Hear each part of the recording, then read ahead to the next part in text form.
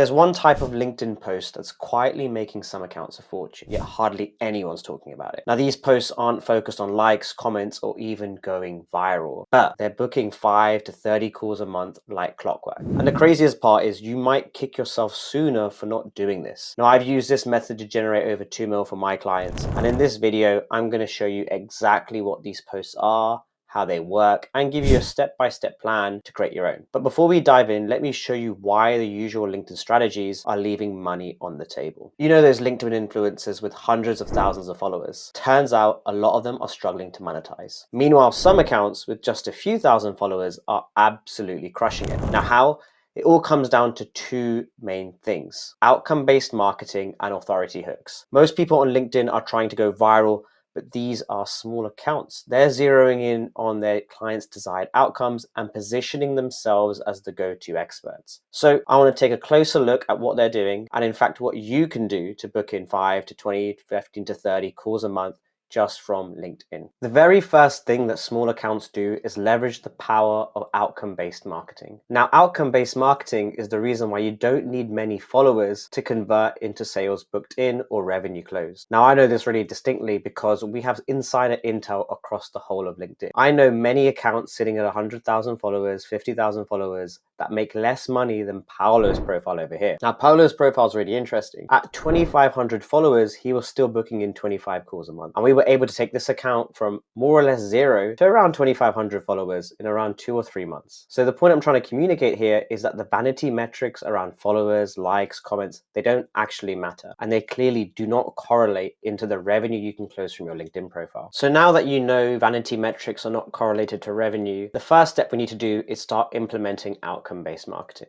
And that all starts in your profile. To get this right, we first need to identify what is the outcome that our clients want and how do we communicate that on our profile. So we do this through the pain, want, outcome model. So the first thing you should think about is what is the main pain that my customers have? What are they always speaking about? What are they really hurt with? Now you can list a bunch of these pains out. From the pain, you have to then understand the want. Like, what is the opposite of the pain? What do they want to have instead? And then finally, convert this into an outcome that you can deliver. So I'm going to show you an example of this live now with 3 different businesses. So the very first step is recognize the pain. For example, in e-commerce, an e-com brand has a high CAC. That is the pain that they have in the market. What they want is the opposite. They want a lower CAC or they want a higher ROAS. So if you were to go with outcome-based marketing, you would deliver as an outcome a lower CAC and a higher ROAS. On the flip, let's go for an agency. Agencies struggle to get new clients, so therefore they want more sales calls. So the outcome, you deliver sales calls. Or SaaS companies, they struggle to grow MRR. Why? Because they need more paying customers. And what's the outcome? Well, you can deliver paying customers. All this is to say that you need to recognize what is the pain that you're solving, what is the want that the customer has, and then let's finalize that into an outcome that you can deliver.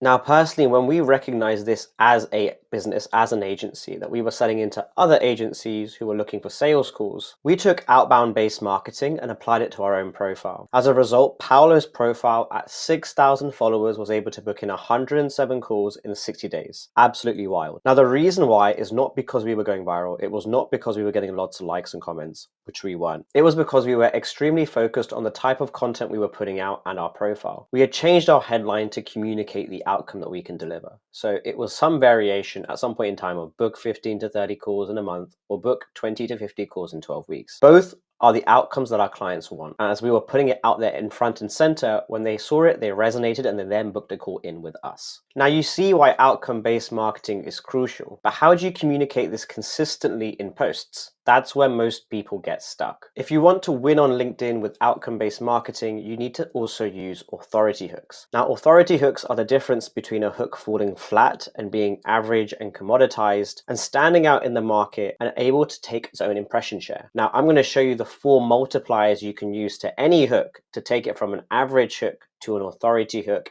in literally seconds. So authority hooks are the reason why posts do really well. Let's look at these 4 posts in particular and have a look at what they do differently. So Chris Orlob says, I reviewed over 2,500 discovery calls in the last few years. Here's one thing I'm convinced of. Gaetano says, here's how we grew Aura's website traffic while competing against insane brands like XYZ. Tyler says, Pixel's grossed over 14 billion. What's their secret?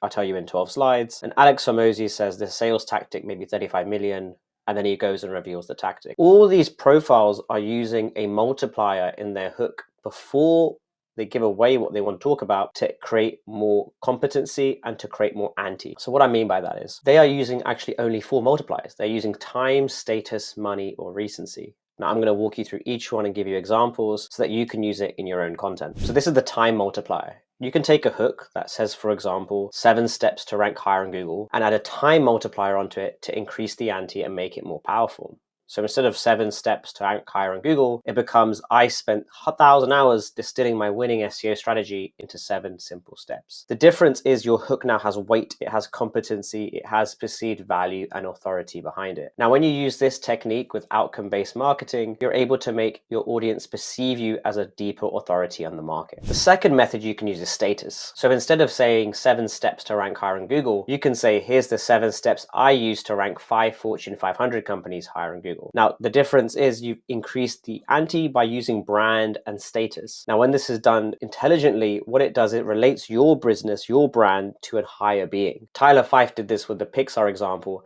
and we're doing it here with 5 Fortune 500 companies. You can also use the money multiplier. So instead of 7 steps to rank higher on Google, it becomes I've spent 100 million on SEO. Here's 7 steps I use to rank higher on Google. This statement allows your hook to have more life. It allows it to have more story and gives you better impression share on LinkedIn. And then finally, recency. Recency is a really interesting one. 7 steps to rank higher on Google can simply become, in the last 90 days, I've used 7 steps to rank higher on Google. By using recency, you make it feel like your tactic or your strategy is more relevant to today than it was yesterday. What this does, it makes people believe that this is the better way to be doing things and it's the newer way. So here's a quick cheat sheet that you can use to help you understand the time, money, authority, status, and recency multipliers. And now you use these with your hooks and with your outcomes, and you combine them together and you have a consistent strategy that makes you look like an authority, even though you have a small number of followers and you are a niche account.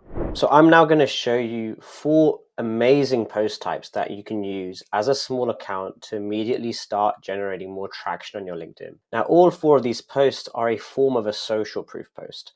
They're designed to actively show to your audience that you genuinely get results, you genuinely can deliver an outcome, and they're designed to do it in a very non-salesy way. The very first one is the easiest one to do, and it's called the in-process post. Now, the in-process post shows you speaking about how you're delivering a service to a client, and it's a screenshot or it's an image of you in process of delivering. Now, what you're doing here is you're not talking about the KPI it produces or the outcome, but you're showing the constituents or the components of the work that you do to make it as tangible as possible for your reader. Now, why this works so well is most people are not even showing the work that they do. They're mainly speaking about theory of it and the ideas, but you being practically in the execution makes the result ever more tangible. The second type of post you can do is the testimonial post. So the testimonial post is not something that's very buttoned up, it's very formal. It's really just a really quick screenshot from a WhatsApp chat or from a Slack channel. You take that chat, you take that WhatsApp or that screenshot, you blur out the name of the client and you post it on LinkedIn. And then you give the story of how you helped this brand get this result, or why that brand happened to respond to you, or that client happened to respond to you in that way on LinkedIn. So in this scenario here, the client said, let's 100x it, which is awesome. And then we made a note about saying how our best agency clients want to 100x the thing they're working on before the next channel. Now, this again just makes it very visceral and very clear that we are working with clients, that we are generating results without having to speak about the outcome necessarily. Now, the third way is the best way, generally speaking, and it's to show KPI proof. So you simply comment on the transformation that your client got. So in this scenario, this is a Twitter post, but it's the same idea. You can show a revenue increase, a CTR increase, a ROAS, whatever the thing is, and your hook generally goes, client went from X to Y. So client was doing 100K a month, and now they're doing 300K a month, all from LinkedIn. Now, the reason why you're able to do that so well is because by creating the transformation, you create contrast in the reader's mind when they read the post, and the image is there to support it.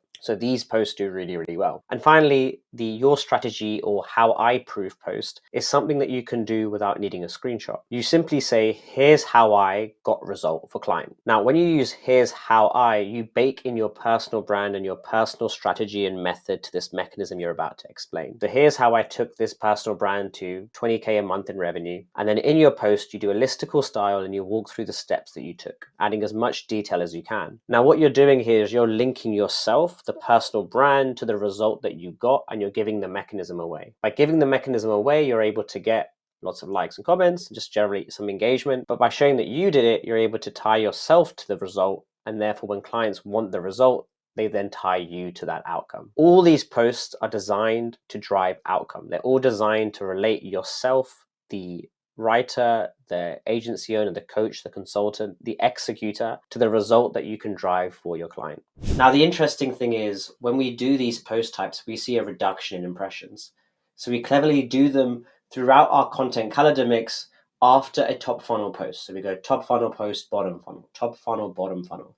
And if we're very aggressively just trying to harvest and book calls and book DMs, we will go top funnel, bottom funnel, bottom funnel, bottom funnel, bottom funnel. What that means is we're going to stack these social proof posts on top of each other day after day in order to create a mechanism which allows people to believe that we're the authority and to book in calls faster. Awesome. Now you're posting these bottom funnel pieces. How do you convert attention down into booked calls? Now, naturally, what's going to happen when you create these bottom funnel pieces, you're going to get impressions on your posts. This will then translate to profile views. The profile views are people that are engaging and trying to understand what you can do for them, or you're more deeper about your business model. When they visit your profile, there's a few actions they can take. And one of them may be sending you an inbound DM message or visiting your website. Now, when you get an inbound DM message, you need to be able to route that lead into a qualified book call. So here in this scenario, I suggest that as a small account, you have a bit of back and forth with the lead. What you're trying to do here is qualify them and also push back on them and create a little bit of friction just to make sure they're qualified and relevant for your offer. If you're not booking in those calls through inbound, you're going to be using the method of profile views. So you're going to look at your profile views on LinkedIn, see who's recently looked at your profile, and then send them an outbound message. Something along the lines of, hey, I saw you checked out my profile. Was there anything interesting? Or, hey, I saw you checked out your profile. Love what you're doing with company. Now, what you're trying to do here is break the ice.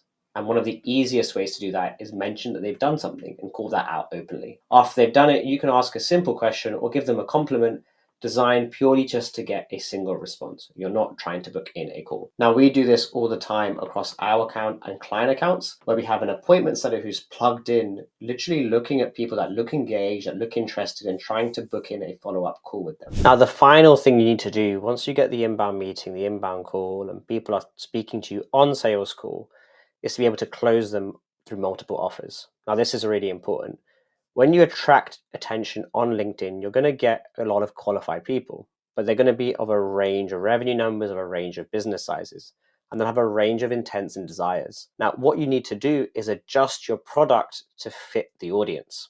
Your audience is coming in, they want to buy, adjust the product to fit the audience. Now, what that means is you need to have micro offers. So you can have your main done for you service or your main offer. Let's say you sell that between 5 and 20K a month, or whatever that number is. You can then create smaller micro offers, which are productized versions. Maybe they're 2K, 3K, one-time fees, 1 to 3K coaching programs.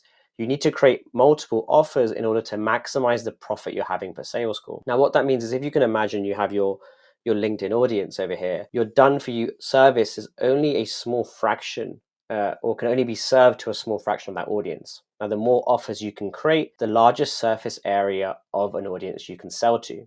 Now, when you do that, you're able to make a lot more profit per sales call. So the number one thing you need to be doing right now is thinking, how do I create downsell offers to sell to the qualified calls coming in to make sure that I'm always making a close or always making a sale wherever possible. And when you do that, you're able to maximize your profit and reinvest that back into the marketing engine. Now, if you have a dialed in outcome, you're creating authority hooks, you're writing the correct post types, you're following up in the DMs, and you're pitching relevant offers that are of the correct size to your audience, it's not a surprise for you to be able to book in 20 to 50 calls in 12 weeks, close a few of them, and be up to 1 to 5, 1 to 6 new clients in the next 90 days. It's incredibly possible, incredibly achievable, and we've done it several times before. So now you have the blueprint to grow on LinkedIn and make money without having to have a large follower account, have lots of likes, have lots of comments, or go viral. Remember, it's not about the vanity metrics. It's instead about outcome-based marketing and leveraging your authority to close deals on sales calls.